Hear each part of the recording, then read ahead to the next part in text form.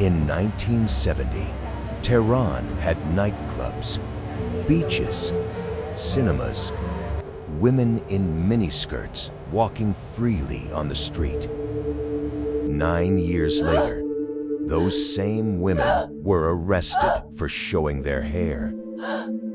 This is not ancient history. Your parents were alive when this happened. And the most shocking part, the women helped make it happen. They just had no idea what they were building. But before I tell you how it all collapsed, I need to show you what Iran actually was, because what you're about to see is going to shock you. Iran in the 1960s and 70s was one of the most modern countries in the Middle East.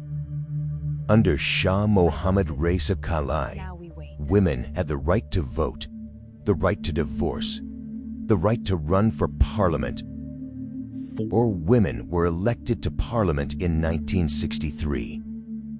The hijab was banned, not just allowed to be removed, banned. The Shah believed it suppressed women.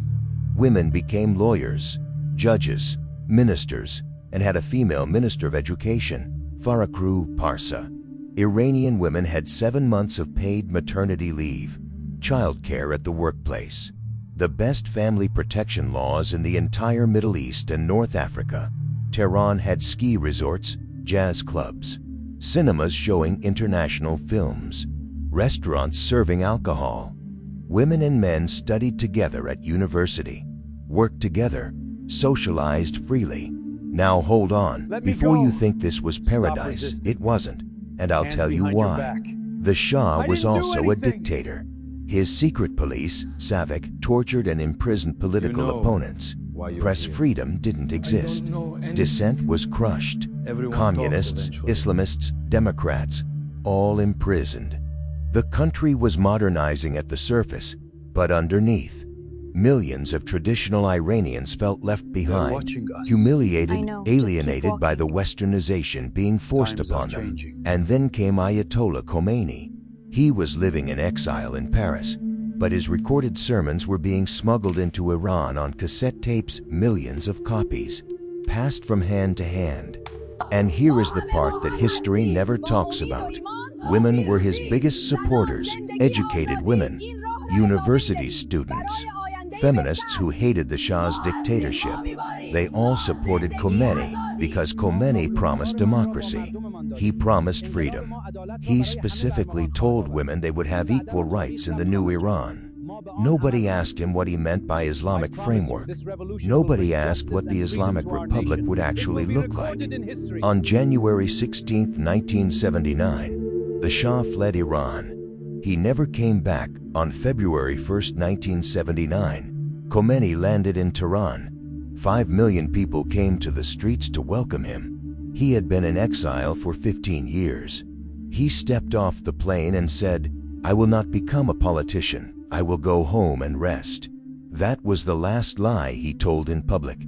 Within weeks, everything began to change.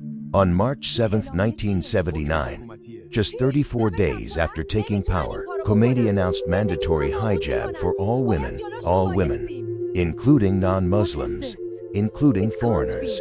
The next day was International Women's Day, March 8th. Thousands of Iranian women flooded the streets in protest. The same women who had marched for the revolution were now marching against it.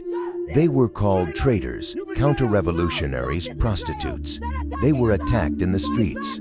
But Khomeini didn't stop there. The family protection laws were abolished. Women lost the right to divorce. The marriage age for girls was lowered to 9 years old. Women were banned from being judges, banned from certain professions, banned from singing in public. Farakru Parsa, the female minister of education who had spent her career fighting for girls' education, was arrested, tried, and executed by firing squad. 70 years of progress, gone in months. But here is the number that silences every room. Under the Shah from 1971 to 1979, 100 political prisoners were executed in 8 years.